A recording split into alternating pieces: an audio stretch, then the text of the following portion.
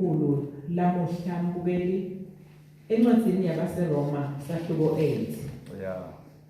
La ngafunda khona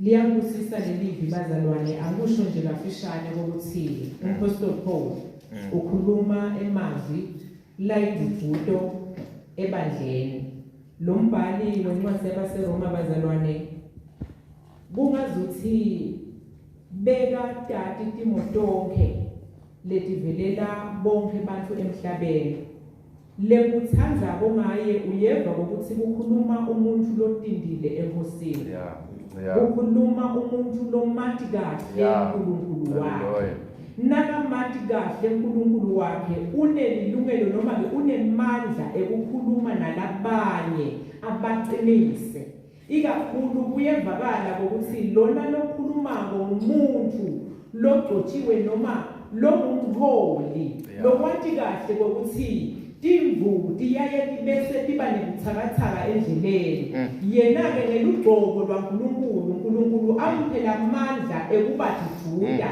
ekubenda ukuthi baqine enkosini baqine endleleni ngiyamthanda lo mbhali bazalwane uyeva ukuthi umuntu lotindile lo umuntu lomathi kahle uNkulunkulu lengimusako nalamhlambukeli ukuthi kungathi thine nawe besingacela lenkolo noma lendlela lakholwa ngayo uNkulunkulu umuntu ukuthi lamuhla kungathi besingaba ngemakholwa latindile ngekweqiniso kuNkulunkulu langanyakateli langasuswa simo sitinde uNkulunkulu ngoba lamalanga lawa mbukeli ukuthi sitinde kuNkulunkulu sihlale kuNkulunkulu haleluya ngafunda ke mbukeli encwadini yabaseRoma sahluko 8 sawuqala khona ku verse 35 kufunzeka kanje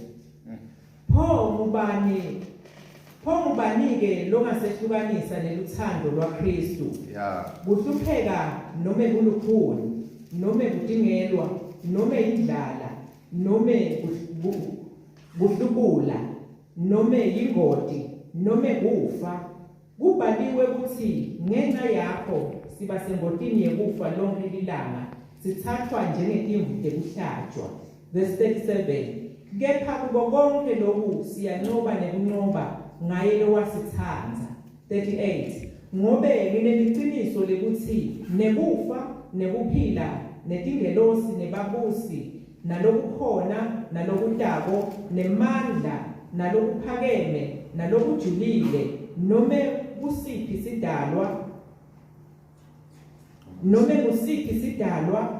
kungeke kube nemandla ekusehlukanisa neluthando lwaNkulunkulu lolukuKristu Jesu inkosi yethu haleluya mbukeli kafishane nje ngifuna ukuthi sinake indzaba yekuhlala kuNkulunkulu ngokuthi uNkulunkulu wethu lesimkhondako uNkulunkulu longaguqulwa simo sengishido ke mbukeli ukuthi lo mbhali wencwadi yabaseRoma kungazuthi bekaconza kahle tonke timo letivelela umuntu emhlabeni nakunjalo ke yena uvakala vele angumuntu lotindile kuKristu angumuntu lomathi kahle uNkulunkulu lamkhondayo ngekuba njalo ke kunalativo lasibuta tona ngokuthi pho ngubanike longasehlukanisa neluthando lwaKristu uyakubala kuhlupheka uyabuta ukuthi kuhlupheka noma kulukhuni noma kudingelwa noma indlala noma kuhlubula noma ingoti noma kufa lengicela ukuthi mbukeli utibuke bona lamuhla ukuthi esimeni lesibhekene naso esimeni lesikuso noma ngesimeni lobuso wena uwedwa umntwana waNkulunkulu kuletiko latibalako lombhali kukhona yini lokususa kuNkulunkulu ngalendlela lombhali bazalwane ukuthatha libandla kokuthi bandla tikhona letivo kukhona kufa kukhona kuhlupheka kukhona kuhlubula kukhona kweswela kodwa jonke leto tinto leto tike emandla ekususa labangcwele kuNkulunkulu tike emandla ekusi ebukhoneni baNkulunkulu. Ngiyamthanda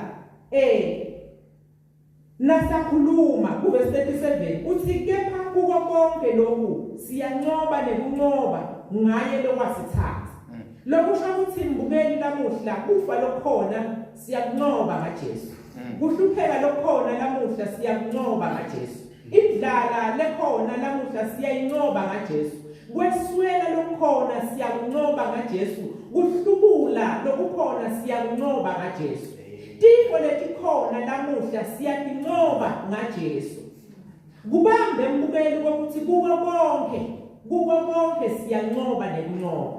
Lemfuna ukuthi ube nesiqiniseko ngako lamhla emini ukuthi wena akungabikho into letakususa kuNkulunkulu lamuhla. Akungabikho into lekususa kuNkulunkulu, akungabi nasizathu lesingagwenda ukuthi ufe sowungamati uNkulunkulu lamuhla.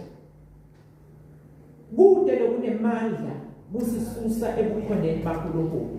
Noma siphila kulesikhathi noma siphila kunje lamuhla, kodwa kude lokunemandla ekusisusa ebukhoneni baNkulunkulu. Verse 38 uthi ngobe nginesiqiniseko uthi ngobe ngineliqiniso lekuthi nekufa nekuphila netingelosi nebabusi nalokukhona nalokutako nemandla nalokuphakeme nalokujulile noma usiphi isidalwa kungeke kube nemandla ekusehlukanisa neluthando lwaNkulunkulu loluKristu Jesu inkosi yethu. Angikunike isiqiniseko mbukeli lamhla emini ngokuthi kuko konke lokulesekubaliwe lakubalako lombhali kude lokunemandla ekuthi kusisuse eluthandweni lwaNkulunkulu.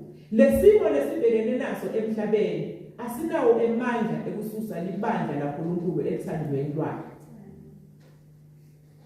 Kude noma kulokujulile noma ingelosi noma kulokuphakeme noma kulokungathiwa ke kuvela kuNkulunkulu ngoba kulamalanga libandla laKristu liyathuswa ngezinto letinyenti. Kodwa lalela lambukeli vani umuntu lojulile logcilile ebukhoneni baNkulunkulu eluthandweni laNkulunkulu kuze ukuthi noma ngabe uvani noma ngabe utshelwa ini lethiwa iyavela lamuhla ayinawo emandla ekukususa eluthandweni lwaNkulunkulu. Ayinawo emandla ekukususa etethembisweni kaNkulunkulu. Ngoba thina bandla laNkulunkulu kumele ukuthi sibambe lethembiso laNkulunkulu. Singabambi ukuthi bani uthini lamuhla, bani ukhulumani lamuhla. Singabambi nemilayezo legijima kulamalanga lengenamaqiniso. Bamba live laNkulunkulu, ubambe sethembiso saNkulunkulu lasikhulumile kuwe. Kuko konke lokhu siyanqoba nekunqoba. Ngulawo emavile nginawo mbukeli lamhla emini kokuthi uNkulunkulu usibhekile kokuthi thina nawe sibhekise emehlo ethu kuye. Sigijime njengabantu labanesiqiniseko, njengabantu labaneqiniso, njengabantu labamati kahle uNkulunkulu wabo kokuthi ungubani uNkulunkulu ngoba uNkulunkulu bazalwane kuko konke lakwentabo uyakwembula etincekwini takhe njengoba akukhulumile kubaprofeti. uNkulunkulu nabantu wethu alandzela ibandla uyakwembula uNkulunkulu ngendlela yakhe bazalwane.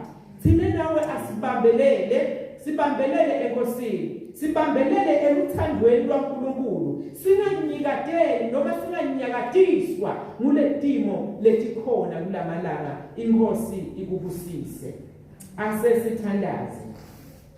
Babe wethu losezulwini siyabonga Nkosi lamhla emini, sibonga Nkosi live lakho leliphilayo. Babe sibonga ngokuthi kuko konke siyanqoba nekunqoba. Siyabonga babe ukuthi Nkosi kufa noma bekungaba khona kungeke kusisuse bukhoneni bakho.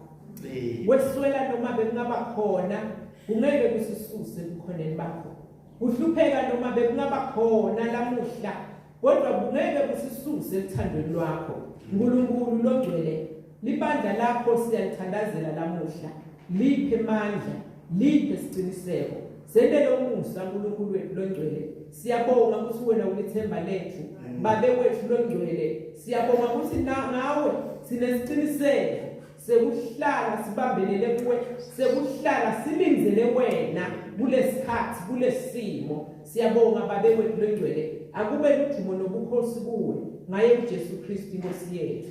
Amen.